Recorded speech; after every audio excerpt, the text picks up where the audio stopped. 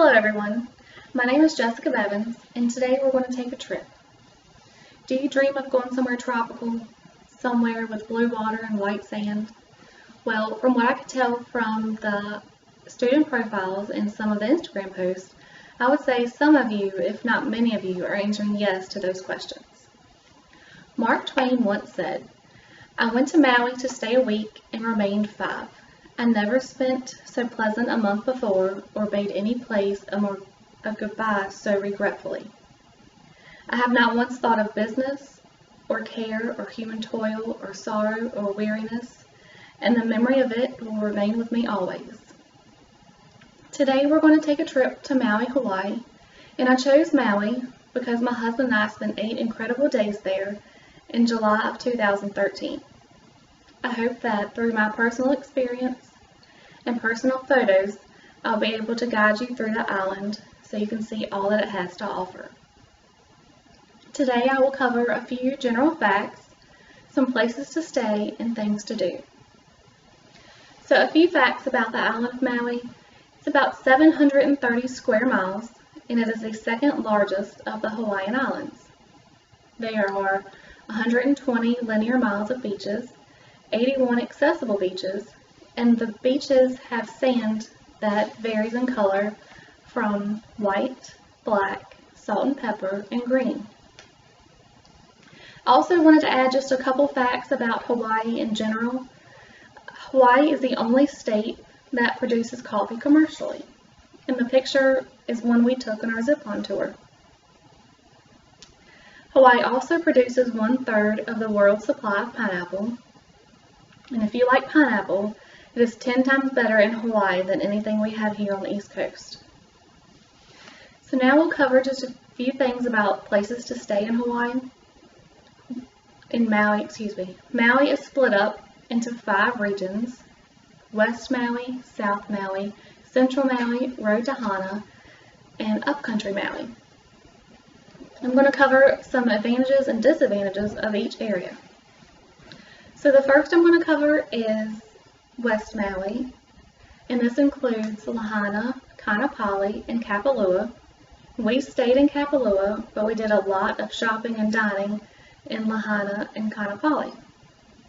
The advantages to this area are that there's great weather, great beaches, great shopping, wonderful dining. But some of the disadvantages is the beaches are very crowded. It's a very touristy area, and it is far from Hana and Haleakala, which are 2 of the attractions. If you stay in South Maui, this could include Kahi and Wailea, and some of the advantages here are there's cheaper vacation rentals, great beaches, good weather, but some of the disadvantages is it's also far from Hana and Haleakala, and there's limited shopping and limited high-end dining. And so if you choose to stay in the area called the Road to Hana, you would have great access to Hana. There's beautiful landscapes here, beautiful beaches, but those beaches are quite small. This area is very wet because it's so tropical, and it's very isolated from the rest of the other attractions. You could also stay in Central Maui, and this includes Kahului, which is where the main airport is on the island. There's decent shopping, and you have great proximity to other attractions because it is so centrally located. Some of the disadvantages is there's a limited selection of beaches and limited accommodations. The 5th region is Upcountry Maui, and that includes Haleakala, which is the dormant volcano. There's great scenery here, but there are no beaches. There's very limited dining, limited shopping, and limited accommodations. So those are just some things to think about when you want to plan a trip there to help you decide where's the best place for you to stay. Now, some things to do while you're in Maui. Of course, that includes visit the beach. So according to prideofmaui.com, the top 3 beaches are McKenna Beach State Park, Kaanapali Beach, and Baldwin Beach Park. We visited Kapalua Beach the most because that's where we stayed and it was right outside our villa. This beach was voted the best beach in America in 1991, and it had beautiful water, lots of coral in the water so you could snorkel a lot, and that's what we did. You could rent the snorkel gear or paddleboard gear from a little tiki hut right on the beach, but you couldn't really get in the water much without something on your feet because it was so rocky. Some other things to do is to visit Haleakala, which again is the dormant volcano, and Haleakala means House of the Sun. Some of the most popular things that people do at Haleakala is to get there in time to either see the sunrise or the sunset, because at 10,000 feet above sea level, the views are just spectacular. You can also hike around the park, you can camp in a tent, or you can rent a cabin.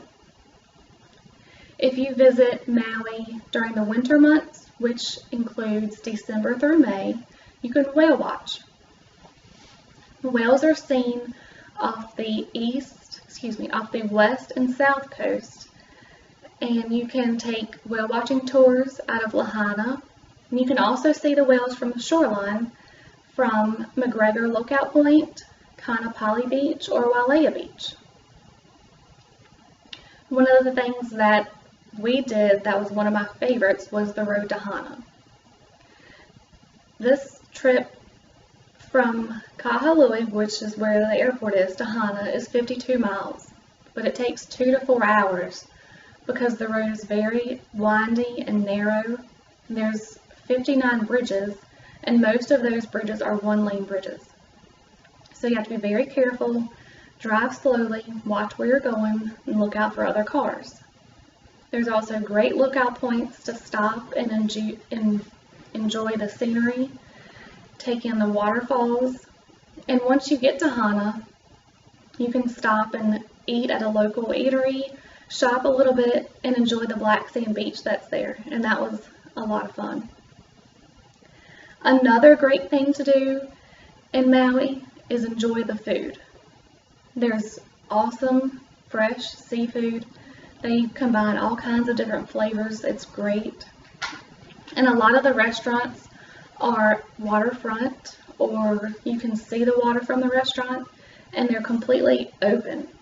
So you'll be eating and there's a breeze coming through and birds right beside you eating up scraps. So between the food and the atmosphere, it's just breathtaking.